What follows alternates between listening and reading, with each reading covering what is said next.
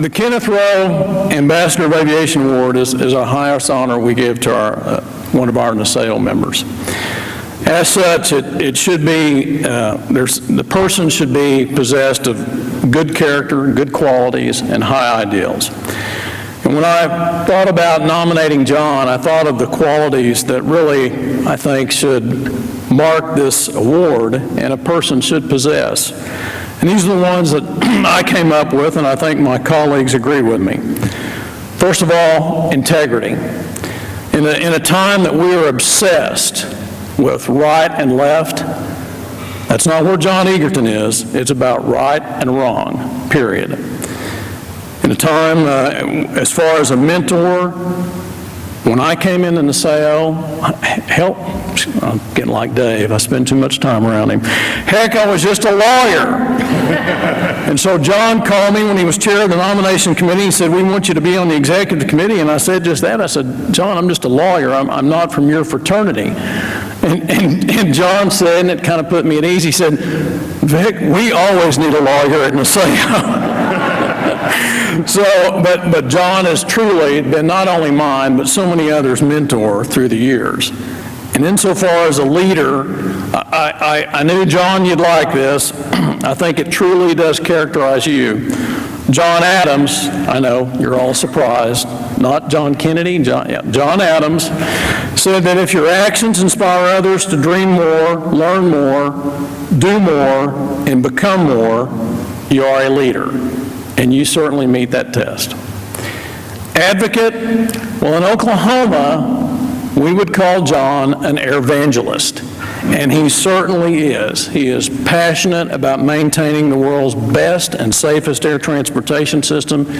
He's passionate about his own state and aviation there, but he is passionate about NASAO and aviation for all of us. Student, John knows that learning and leadership goes hand in hand. He just went to the 5010 school about a year ago. I think I called him. I said, where are you? He said, I'm at the 5010 school. Really? I said, why are you doing that? He goes, I need to learn this. I said, that's amazing, John. I said, I couldn't even begin to do that. So that's why I hired people to do that. Team player, always. John knows that we are much greater, the sum of our parts are much greater than just any one person, and we're a louder voice when we serve as a team. And then perseverance and NPE reform. Just think perseverance. But John does exemplify, it was after all Henry Ford, and I have to share this. Most of you probably know it, or you should know it. When everything seems to be going against you, remember that the airplane takes off against the wind. And John certainly symbolizes that. Service, yes, I will say it. John almost, I think many times, he asked ask not what NASAO can do for you, ask what you can do for NASAO. And then finally, of course, he is a Southern gentleman, just like Ken Rowe. And really, I think it's summed up best. I'll go ahead, but I think it is a very, very flattering compliment. Dennis Roberts said about you, that Southern gentleman you want to be with, have on your team, supporting your initiative, or working with you to make the impossible possible is John Egerton. So I'll sum it up this way. When I went to the state capitol in Oklahoma, a fellow who was down in the barber shop in the basement, I was a young guy, I was young once, had a full head of hair, it was all black. I said, I don't really know what I'm doing here. I wore a clock, and then the guy that won Attorney General, well, he said, you want a job? And, well, I said, yeah, I don't have a job yet, so I'd love to be here. But what do I do? And he said, what you need to do, young man, is do one thing. Leave the wood pile a little bit higher than you found it. John, you've left the wood pile a lot higher than you found it. Thank you.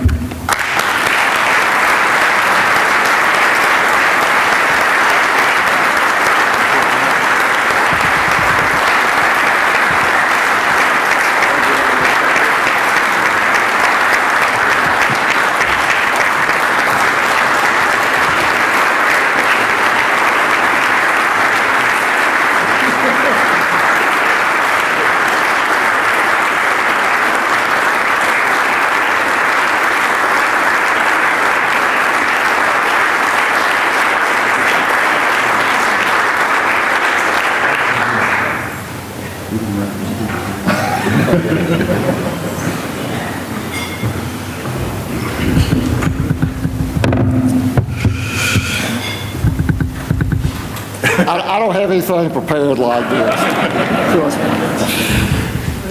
You know, I've been so focused on getting ready for this conference and the reception and so forth that I haven't even given this any thought whatsoever. And so it's humbling, it's surprising, and it's certainly very appreciated. Vic, thank you for the nomination. Thank all the others that worked with you, put the nomination together. And again, I don't have any really prepared remarks, so if you just kind of bear with me as I ramble along. As somebody once said, I'll keep talking till I think of something to say. But in any event, you know, this has been one of the best groups that I've ever worked with. I remember when I started out working on the ramp at Montgomery Aviation, Montgomery, refueling airplanes and washing airplanes and watching those airplanes take off. I never imagined that I could be doing something like this in my future career. It just wasn't. It was not something that I planned out. It was something that was literally. It just came with some work and some passion with aviation, and I can tell you some of the best mornings I've ever spent were working out at Montgomery Aviation and watching the sun come up at 5:30 and 6 in the morning, getting the corporate flight departments off and on their way and so forth. I enjoyed that aspect of it, and the rest kind of came, just really sort of fell into place. I worked for a professor at one time that thought I was wasting my time. In fact, he was pushing me into academia and public administration, and he thought I was wasting my time taking flying lessons. But it all worked out, and even he recognized years later that it worked out. But it worked out because it wasn't a plan, but it was just basically being prepared for the opportunities that come along.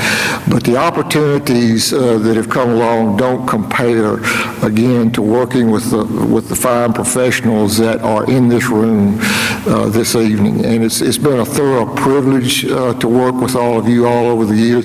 And like I tried to, say last year and got choked up a little bit with getting this, that we've all stood on the shoulders of giants like Gary and those that have preceded us. And one of the things that the professor taught me that I worked with is to sort of pay it forward. He mentored me, and so I sort of picked that lesson up and took it to heart. And it's real rewarding for me to come in or introduce myself to a new member. Anything I can do to help you, let me know. And so it's just, but that's part of my passion, but that's also part of the mentoring that I feel like I need to pay it forward in some way. So again, Vic, thank you again for the nomination. Thank the others of you that were participating or conspiring with Vic to do this. and I really do appreciate the confidence that all of you have in my time in the National Association of State Aviation Officials. Thank you.